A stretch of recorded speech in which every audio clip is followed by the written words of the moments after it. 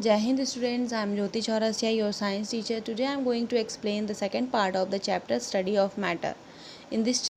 So the first topic is the solution. As we know that water is a liquid, यानी water क्या है, liquid है और ये अपने अंदर बहुत सारे substances को dissolve कर सकता है. सॉल्यूशन कैसे बनता है? सॉल्यूशन टर्म जानने से पहले हम पहले दो टर्म को जानते हैं. सॉल्यूशन जो होता है वो सॉल्वेंट और सॉल्यूट के मिक्स होने पे सॉल्यूशन बनता है. सॉल्वेंट यानी कि ऐसा कोई लिक्विड मटेरियल जिसमें किसी सॉलिड मटेरियल को मिक्स किया जाए, डिज़ोल्व किया जाए, तब जाकर सॉल्यूशन बनता है. यानी कि अगर हम एक एक्टिविटी करते हैं, जैसे कि हम एक ग्लास लेते हैं, उसमें पानी भरते हैं और उसमें कुछ शुगर या सॉल्ट, कोई भी सॉलिड मटेरियल को मिक्स करते हैं, तो जो वाटर हुआ वो हमारा सॉल्वेंट होगा. शुगर या सॉल्ट जो भी हम सॉलिड मटेरियल ले रहे हैं वो सॉल्यूट होगा. और जब वो दोनों आपस में मिक्स हो जाएंगे तो तब जाकर हमारा बनेगा सॉल्यूशन.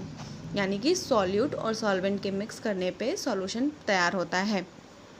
सॉल्यूशन 3 टाइप के होते हैं: solid in liquid, liquid in liquid और गैसेस इन लिक्विड. यानी कि जब किसी सॉलिड मटेरियल को हम किसी लिक्विड मटेरियल में मिक्स करते हैं, डिज़ोल्व करते हैं, तो वो सॉलिड इन लिक्विड होता है. किसी लिक्विड को हम किसी लिक्विड में मिक्स करते हैं तो लिक्विड इन लिक्विड होता है. और किसी गैस को लिक्विड में हम मिक्स करते हैं तो गैस इन लिक्विड्स बनता है. There are some example of solute, solvent and solution. जैसे कि पहला kerosene oil in water, in which kerosene oil is solute and water is solvent. Sugar in water, in which sugar is solute and water is solvent. Alcohol in water, in which alcohol is solute and water is solvent. Saline water, in which salt is solute and water is solvent. So these are the some example of solute, solvent and solution. First topic is the mass. Everything around us is made up of matter. यानी कि जो भी हमारे चारों तरफ चीज़ें हैं present है वो मैटर से बनी हुई हैं. मैटर का कुछ वेट होता है या स्पेस वो ऑक्यूपाई करता है, घेरता है, जिसे हम मैटर कहते हैं. Now the question is what is mass. Mass is the amount of matter contained in a body. यानी कि किसी बॉडी में कितना मैटर कंटेन है उस अमाउंट को हम मास कहते हैं. हम किसी भी सब्सटेंस का मास जो होता है वेट कर सकते हैं ग्राम और किलोग्राम में. Now the next topic is volume. Volume, the amount of space occupied by a substance is called its volume. यानी कि किसी भी ऑब्जेक्ट के द्वारा जो स्पेस ऑक्यूपाइड किया जाता है उसका अमाउंट ही वॉल्यूम कहलाता है. यानी कि कोई भी ऑब्जेक्ट जितना स्थान घेरता है, वो ऑक्यूपाई करता है, वो उसका वॉल्यूम होता है.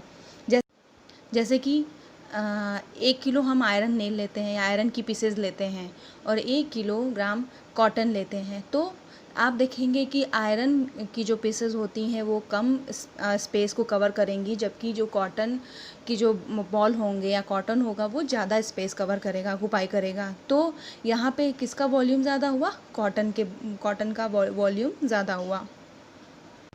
Now the next topic is the density. When we compare heaviness of two of substance, we use the term density. यानी कि जब हम किसी दो ऑब्जेक्ट के हैवीनेस को कंपेयर करते हैं तो हम डेंसिटी टर्म यूज़ करते हैं.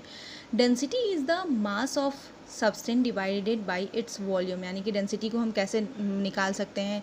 हम किसी ऑब्जेक्ट के मास को उसके वॉल्यूम से डिवाइड कर दें तो हम उसका डेंसिटी जान सकते हैं.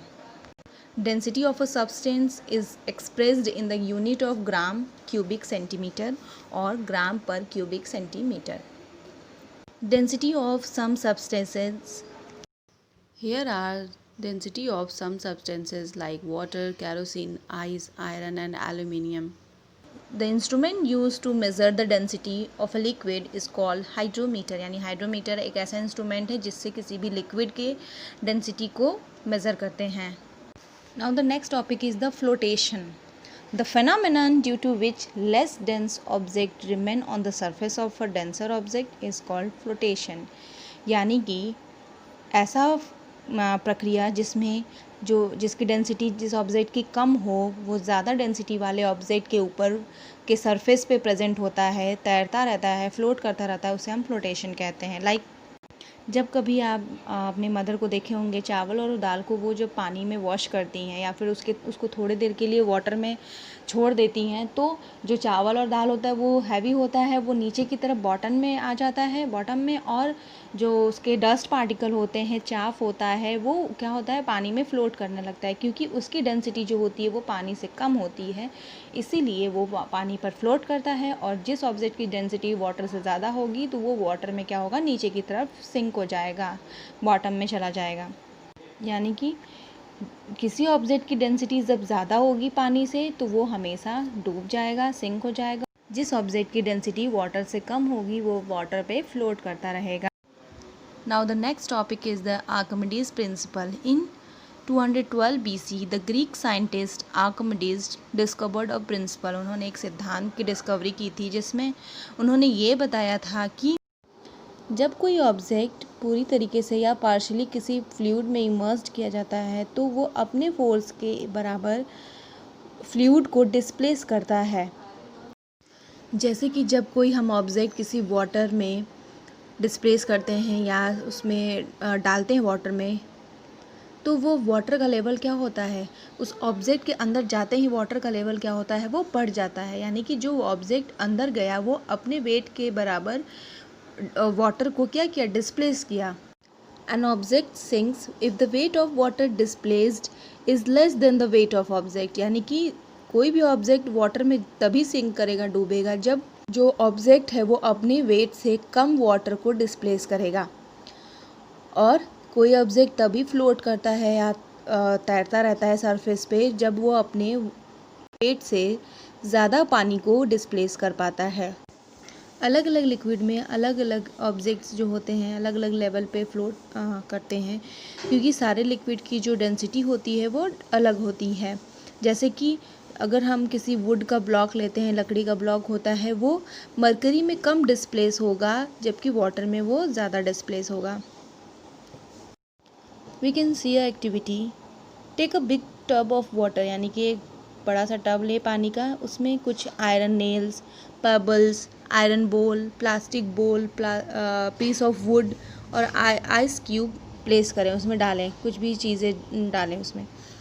तो आप देखेंगे जो लकड़ी का टुकड़ा है, प्लास्टिक कप है, आयरन का बोल है, आइस क्यूब है, ये सारी चीज़ें जो होंगी वो वाटर सरफेस पे फ्लोट करेंगी। लेकिन जो पेबल्स हैं, आयरन नेल है, ये क्या होगा, पानी में डूब जाएगा, सिंक हो जाएगा, क्योंकि जो वुड की, प्लास्टिक कप की, आइस क्यूब की डेंसिटी है वो पानी से कम है, इसलिए वो फ्लोट कर रहे हैं। और आयरन नेल और पेबल्स की जो डेंसिटी है वो वाटर से ज़्यादा है, उसकी वजह से वो सिंक हो गए, यानी डूब गए हैं पानी में। Now this chapter has completed. I hope you will understand the chapter after watching the video. Thank you.